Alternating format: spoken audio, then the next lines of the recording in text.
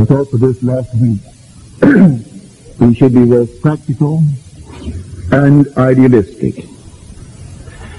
So we start on the practical side. He said, "Think not that I am come to abolish the law and the prophets. I am come not to abolish the law and the prophets, but to fulfill them." Now the one speaking is now present within you. When he awakes, you will hear these words. You will find them to be your words. That one is your own wonderful human imagination. That one is God. Imagination is the basis of all that is. What is now proved to be true as far as they're concerned was once only imagined. Think of something of the world that is now to you real that wasn't first imagined.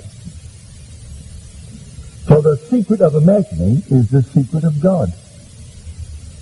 And so the secret of imagining is the greatest of all problems, to the solution of which everyone should aspire. Because supreme power, supreme wisdom, supreme delight lie in the far-off solution of this mystery. I can acquaint you with it and then leave you to your choice and its risks. Because everything in the world is created by this power. That I kill and I make alive. I wound and I heal. And none can deliver out of my hand. I create the light and make darkness. I create woe and I make weal. And I, even I, am He, and there is no other God beside me. That's your own wonderful human imagination.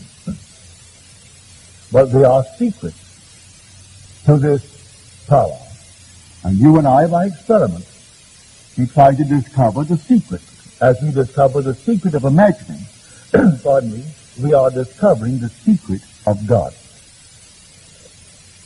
So God and imagination, human imagination, are synonymous terms. They're interchangeable.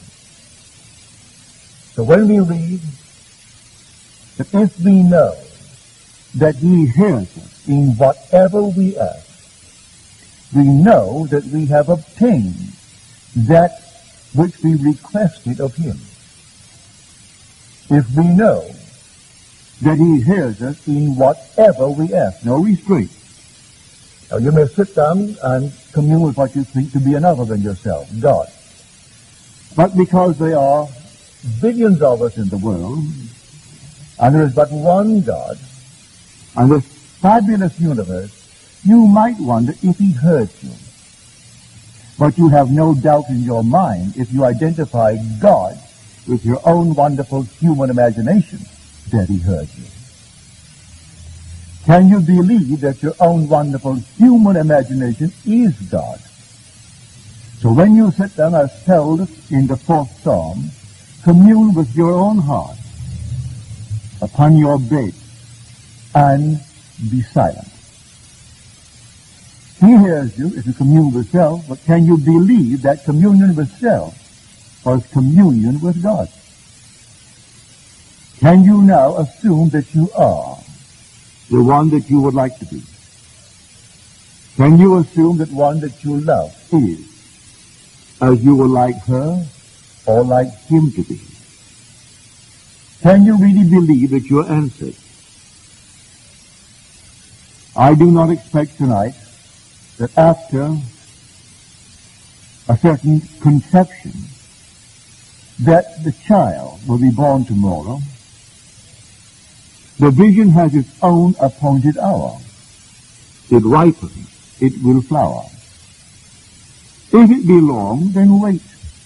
It is sure it will not be late. A little child takes 9 months, a lamb 5 months, a chicken 21 days, an elephant, so they tell me, a year or more, a horse a year anyway. For every conception has its own appointed hour. It ripens, it will flower. If it seems to you long, then wait. It is sure. It will not be late relative to its own nature. So can I now commune and expect that my communion with self is communion with God? Can I dare to assume that I am exactly what I want to be? Can I dare to assume that I am where I want to be? Even though at the moment my reason denies it, my senses deny it. Will it work? Well, it costs you nothing. Try it. Doesn't cost 1 penny to try it. As you're told, come, buy wine, buy milk without money, without price. Come and take it. Doesn't cost you 1 penny to dare to assume that you are where you would like to be. Though at the moment, reason denies that you are. Now, I am telling you what I know from experience. When I didn't have a nickel and desired a trip that would cost me well in excess of $1,000, and I dared to assume that I was where I would like to be, and I viewed the world from that assumption. Instead of thinking of it, I thought from it. Then I thought of where physically I was. And I saw that place in my imagination 2,000 miles to the northwest of me. And I slept in that assumption. And then in a way that I did not consciously devise, I had no way of knowing how it would ever work. But in a way I did not know, it unfolded. And that assumption hardened into fact. On the strength of that, I tried it again and again, and when it worked, I began to teach it. I began to tell others that their imagination is the cause of the phenomena of life. This was long before I realized the promise as recorded in Scripture. This was only the law. So we are told, blessed is the man who delights in the law of the Lord. In all that he does, he prospers. It didn't say if it was good for you. It left that entirely up to you to make the decision. You could choose something that may be horrible in time. You choose it without contemplating consequences. But he tells you, your imaginal act is a fact. Now, as he awakens within you, he reinterprets the law. He can't change the law. He interprets the law. Instead of abiding by the external traditions of our fathers, he tells us what the law really is when he awakes within us. You have heard it said of old, you shall not commit adultery. But I say to you, any man who looks lustfully upon a woman has already committed the act in his heart with her. He tells us that the restraint of that impulse is not enough. The act was committed at the moment of the imaginal act. I may contemplate the consequences and be afraid. My reputation will be at stake if they catch me. But at that very moment of the imaginal act, that was the fact. That's how he interprets the law. Well, now, no one can stop you from imagining.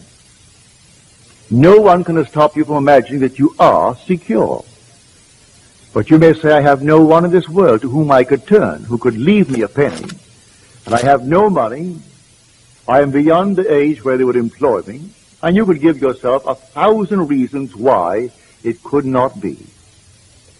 He's not asking for any reasons. Can you imagine? Or who can stop you from imagining? That's all that concerns the awakened man within you. Can I dare imagine that I am what I want to be? Well, I can. I've done it a number of times. I've done it successfully for many that I love dearly, many that I do not know. I have failed often too, but the failure is in me. It is not in the law. Imagination plus faith is the stuff out of which we make the world. We are told all things were made in this manner. He calls a thing that is not seen as though it were seen, and the unseen becomes seen. And when I come to him, I must believe that he exists, and that he rewards those who believe in him. I must have faith in the imaginal act. If tonight I can stand here and simply quietly imagine a state and really believe that I am in communion with God when I did that, and that my imaginal act is God's act. It's not something other than God. And go unconcerned as to the results. The results will follow me. For that imaginal act was causal at the moment that I did it. The effect, when it appears, I may try to trace the effect to some physical cause and give all credit to a physical cause. I tell you, every physical effect has an imaginal cause and not a physical cause. A physical cause only seems. It is the delusion of our fading memory. We do not remember when we imagined it. In this audience tonight, and he may not even remember when he did it, is my dentist. And I went to him in great need of a lot of work, for I had had dentistry all over this country and in London and in Barbados, and all was horrible. I was always on the move. I was in the theater, getting tongue for a week. What could they do when I needed such work? They patched me up. So when I met him, he gave me a complete job because I was here, living here then. When one day a tooth gave way, which was an anchor tooth, he said to me quite innocently, whether he remembers or not, when I saw your mouth and did this, I said to myself, this tooth will last 13 years. It was 13 years. Had he only said 25, but he didn't think I would live that long. So 13 years. Out came that anchor tooth, and therefore complete restructure of my entire mouth. He set it in motion. Whether he remembers or not, he said, this is going to last 13 years. He didn't tell me. Didn't have to tell me. That was his imaginal act. I was only the victim of his creative power. Now I'm telling you, don't take anything lightly. You are creating morning, noon, and night.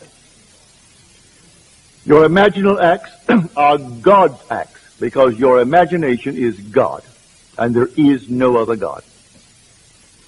God actually became as we are, became man, that man may become God. And he set up within himself, in man, a series of events which he will now unfold within man, which the one in whom he unfolds it will know he is God. He calls it giving glory unto man. I will not give my glory to another, he said. I have tried you in the furnace of affliction. For my own sake, I do it, for my own sake. For how should my name be profaned? My glory I will not give to another. God's glory is God, as told us in the 33rd chapter of the book of Exodus. I will make my glory to pass before you, and I will cover you. And when I have passed by, so my glory is equated with the I of God. For his name is I am. He cannot give his glory, which is himself, to another. So in becoming man, he puts man through the furnaces. But then read the story carefully. He took upon himself all of my infirmities and bore my diseases. Who else suffers? But I will say, what I suffer, well, that's God. But I'm feeling it. He isn't. There's no he. His name is I am. And so I feel the pain. I feel the infirmities. I feel the diseases. That's God. So the fool says in his heart, there is no God, nor Son of God, that thou, O human imagination, art all a delusion.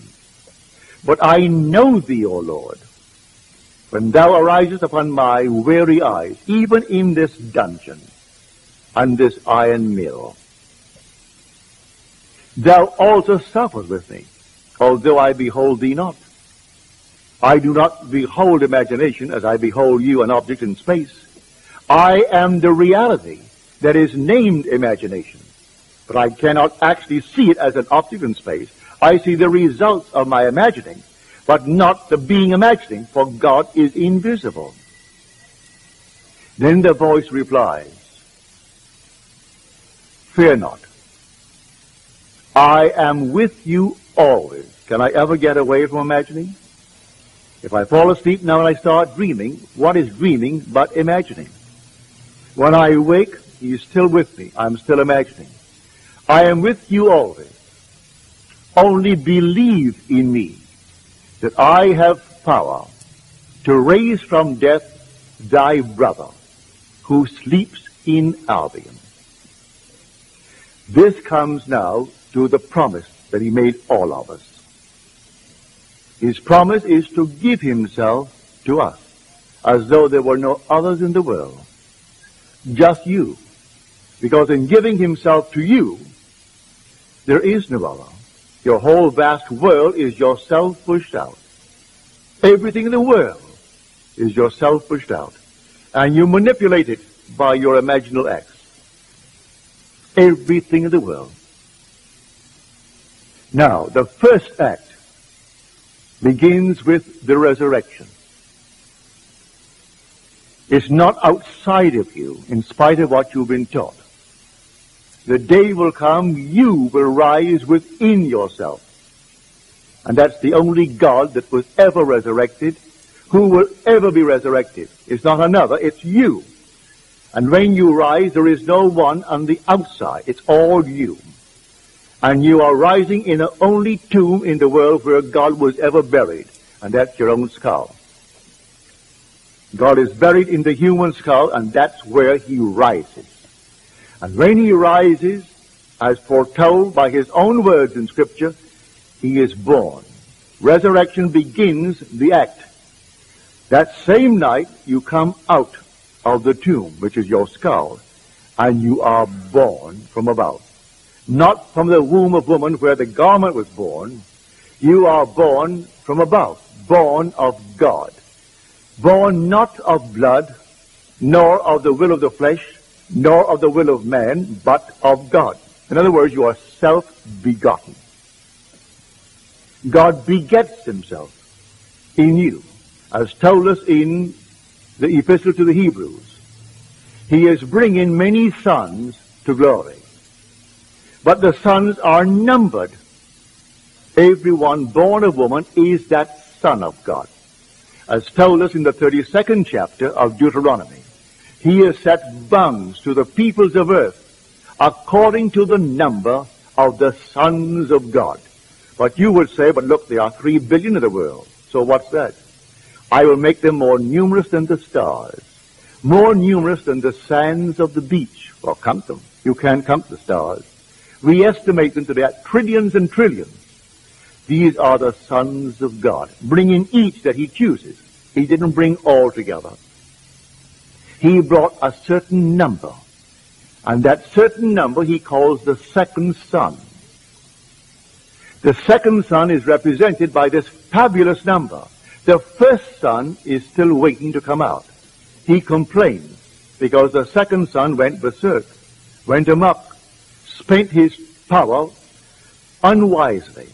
Then he came to his senses and returned to his father, and the father embraced him and gave him the authority of himself. He gave him the ring, gave him the robe, the fatted calf, everything for the one who went out and came back to the Father.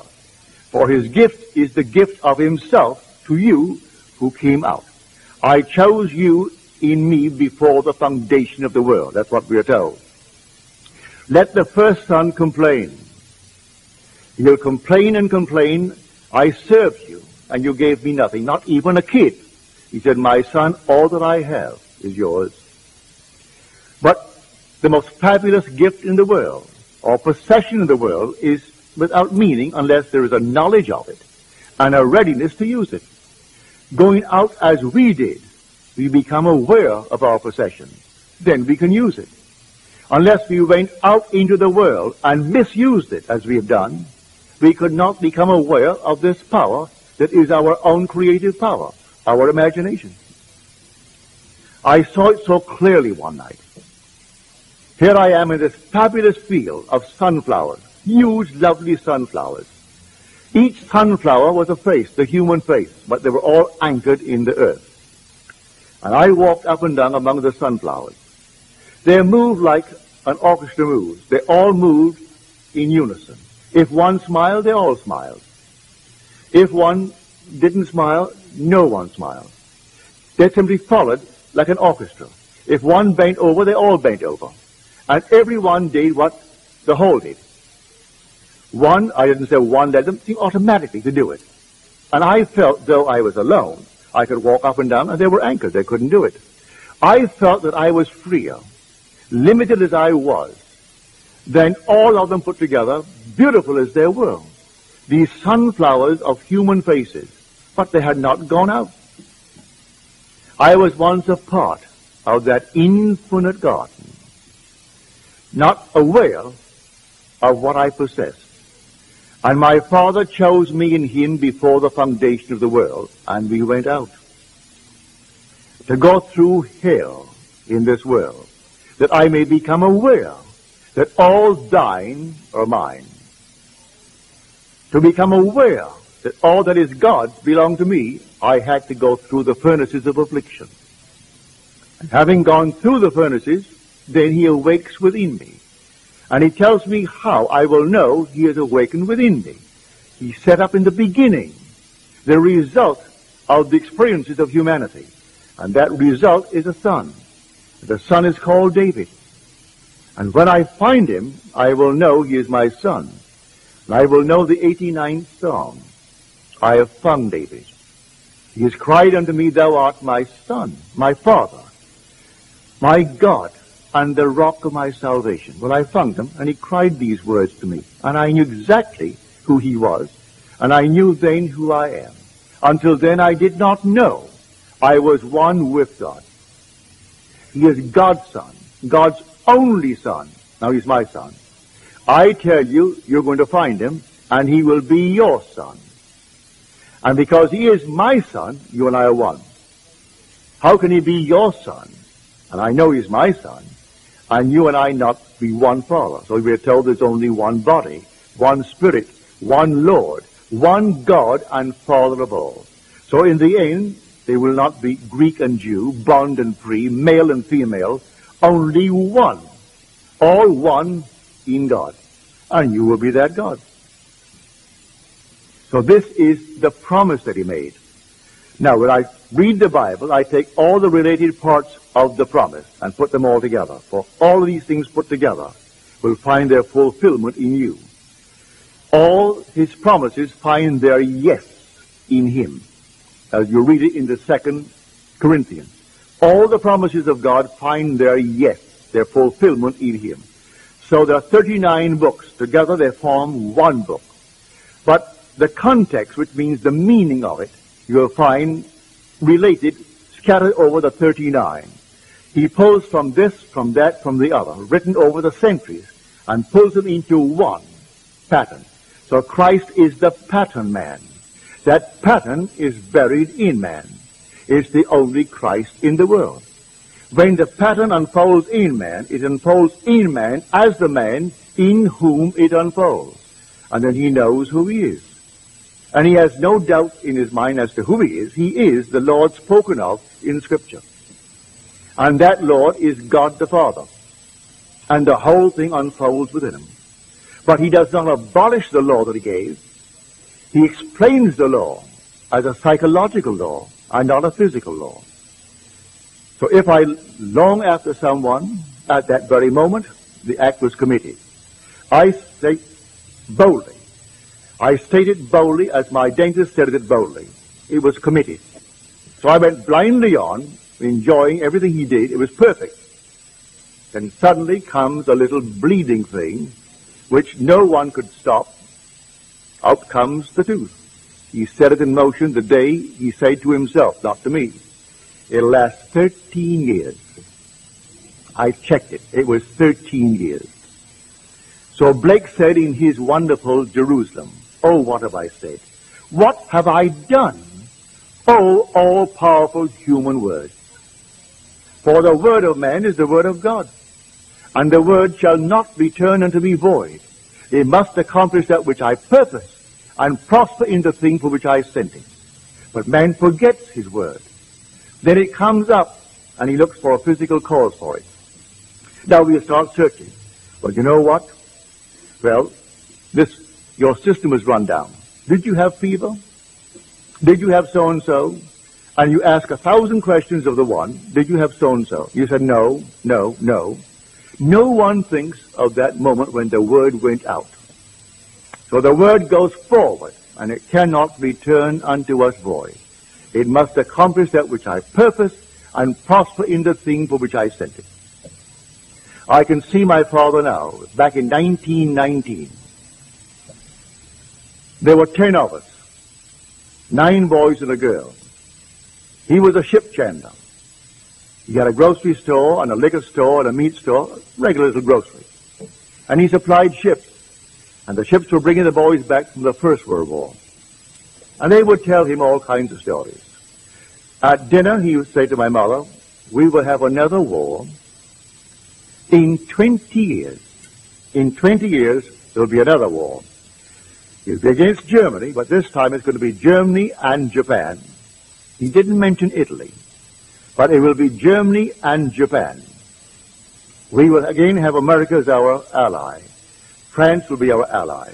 And Mother would say, Joseph, we have 9 sons. In 20 years, they'll all be eligible to go to war. We were kids, 1919. I was 14 years old. In 1939, on the first day of September, war broke. Exactly 20 years. What did my father know of any prophecy concerning this? He was only repeating what he heard from the captains and the stewards and the chief officers as he did business with them. But they were his words. And he said it with conviction because he believed these men knew what they're talking about. And our headline, day after day, they are setting the picture in motion for tomorrow's confusion. There are men who are paid enormous salaries to write scare headlines. All right, so he writes the scare headline thinking it only sells the papers. It isn't going to hurt anyone. It isn't. We are going to fulfill them. We fulfill all of our words because God and man are one. Man is all imagination, and God is man, and exists in us and we in him. The eternal body of man is the imagination, and that is God himself. And God's word is man's word, and it cannot return unto him void. It just can't if he speaks it with conviction. So imagination plus faith, these are the very stuff out of which we fashion our world.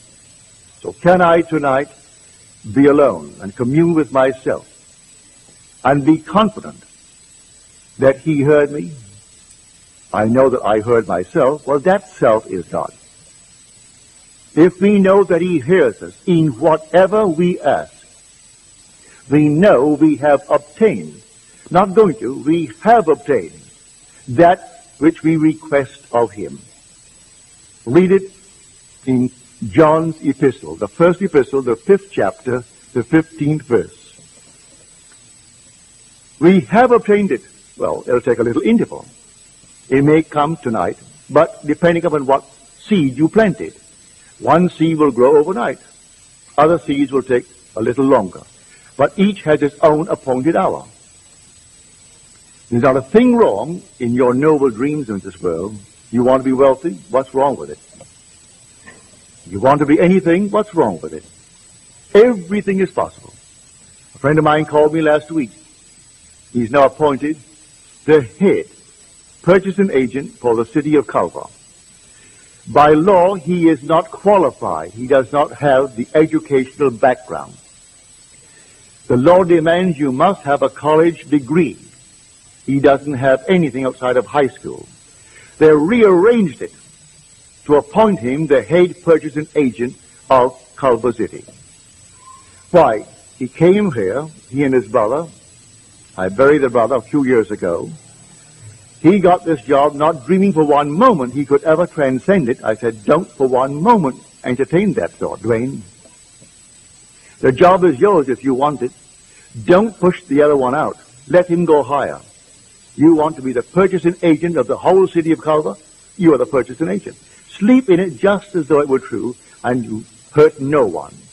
Last week, they rearranged the law, and he's appointed purchasing agent to take effect in July. Now, everything was rearranged. Everything will be rearranged for you. A friend of mine who told me here that you aren't allowed to speak at any state university unless you have a college degree. Well, he confessed he did not have one, but he was invited by the professor at UCLA to take his class. I think there were 3 or 4 classes in the use of imagination, in advertising.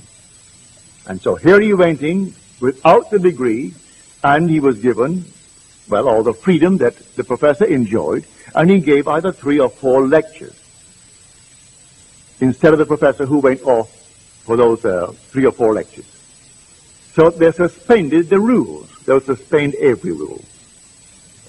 You're not supposed to do this, not supposed to do that. Ignore it. Ignore every rule. As my friend used to say to me, and I said, you can't smoke in here. Look, no smoking. And he was a very wonderful lad. He said, he didn't say positively. And so he would go right through the gate to the airplane, and I would say, Mort, you cannot smoke in here. You're not supposed to smoke. Didn't say positively. And here's Mort going right through with his cigarette. No one stopped him. I'm not saying that you should do it. He didn't do it to brag. He simply believed in himself. He wouldn't hurt anyone. No, you don't have to hurt anyone. I tell you, your own wonderful human imagination is immortal. That's the man in you that cannot die. I meet them, those who are called dead, and I tell you they aren't dead. Nothing dies. Everything is restored. Everything is restored. But the day will come, you'll go beyond restoration, and you will resurrect. And who is resurrecting? God. And God in you awakens, and you are God. Because God is the Father of David. That is the way you know you are God. I will tell of the decree of the Lord. He said unto me, thou art my son. Today I have begotten thee. These are the words of David. What is going to happen to you? Then you will know you're God. You have no other way of knowing that you're God, unless God's only Son calls you Father. For no one knows who the Son is except the Father, and no one knows who the Father is except the Son, and anyone to whom the Son chooses to reveal him. So no one has seen God, but the only Son who is in his bosom, he has made him known. And he comes out of you and calls you Father, and then you know who you are. And I'm telling you, every one of you, because you and I were chosen in him before the foundation of the world. Chosen for the purpose of receiving the gift of God, which is his glory. For he gives me himself, and in giving me himself, if he's a father, then give me your son. You can't give me yourself in part. Give it to me in totality. So if you are a father, then where is your son? Your son must be my son. And he gives me his son. So he so loved us, he gave his only begotten son. To whom? To you, to me, to every child born of woman. So every one of us will become fully aware that we are God. And yet, I will know you as Jim. I will know you as Jim, but I will also know that you are God. I'll know you as Sarge and know you are God. I'll know you as Bill and know you are God. I'll know every one of you. And the unnumbered billions that are not known to me here, in that day I'll know them all, and still know them all as God. For there is nothing but God. When the curtain comes down on the final act, we're all God. We are then the glory of God. So we will finish the work. He said, I have finished the work which thou gavest me to do. Now, glorify thou me with thine own self, with the glory that I had with thee before that the world was. It's returning now. The whole memory returns, and then every man becomes God. But now do not fail to apply the law. Blessed is the man who delights in the law of the Lord. In all that he does, he prospers. You name it, and you can be it. You just name it. And if you dare to assume that you are it, and view the world from that assumption instead of thinking of it, you will crystallize it. You will actually manifest it in this world. That definition of imagination, I'll go along with for a certain point, up to a point.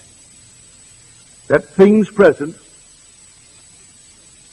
are sense perceived and called real. Things absent are called imagination. But man being all imagination, man must be wherever he is in imagination. So I need not be anchored to where my senses dictate. I can stand here and assume that I am elsewhere. And then, if I assume that I am elsewhere, let me anchor myself there and view the world from it. If I view the world from it, I should see this place as I would see it were I physically there. I can see it surrounding me and under me. Then I did not move in imagination. If I move in imagination, then I must think of where I was physically and see it elsewhere. I can see it where I am in imagination and be moved. For all motion, well, I can tell myself if I have moved by a frame of reference. If I have moved relative to this room, well, then let me look to see where am I now. I must have moved. For motion can be detected only by a change of position relative to another object. Well, here is the object. I assume now that I am, and I name it. If I am elsewhere, let me think of this room. Well, I can't see it as I now see it. If I see it as I now see it, then I didn't move. I can only move if I see it differently. Well, now, if I move, and now I'm standing in my home, sitting in my chair in the living room. Now let me think of this club. I must see it away down on Catalina and feel myself at home on Carroll Street. And then think of the club, and it can't be here. It has to be away down on Catalina. Then I've moved. For man being all imagination, he must be wherever he is in imagination. If I practice this, it becomes easier and easier. I just read of the story of a very dear friend of mine, who used to come to my, not so many meetings, but I would say once a month he came home for a personal appointment in New York City. She was killed last week in a car driven by her husband. And I can now see this perfectly lovely, gracious lady. She had a home in Oyster Bay in Long Island, and she had her apartment in New York City. Her name is possibly one of the most prominent names in America. The name is Roosevelt. She was of the Teddy Roosevelt branch. Her name was Grace. Her husband was Archibald.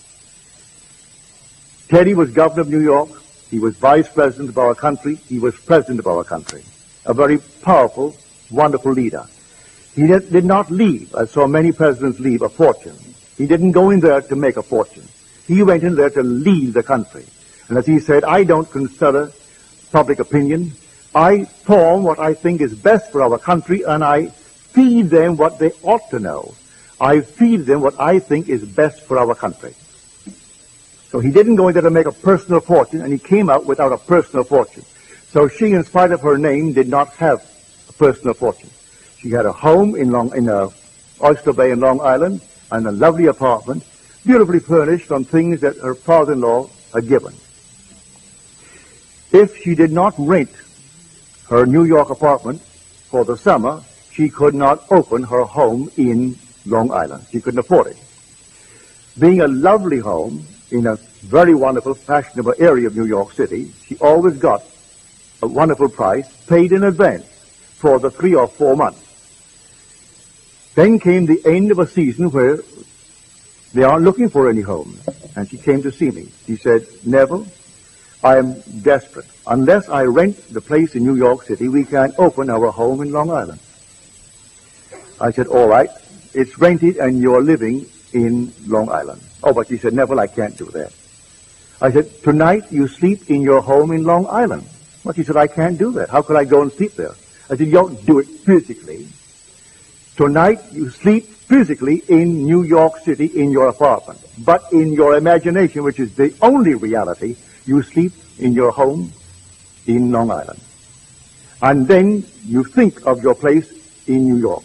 And the reason why you see it across the East River is because you are physically sleeping in Long Island. And the reason why you're sleeping there is because you rented it. Put them all together, that's why you're there. She said to me, if it rents, I'll call you. I said, there's no if about it.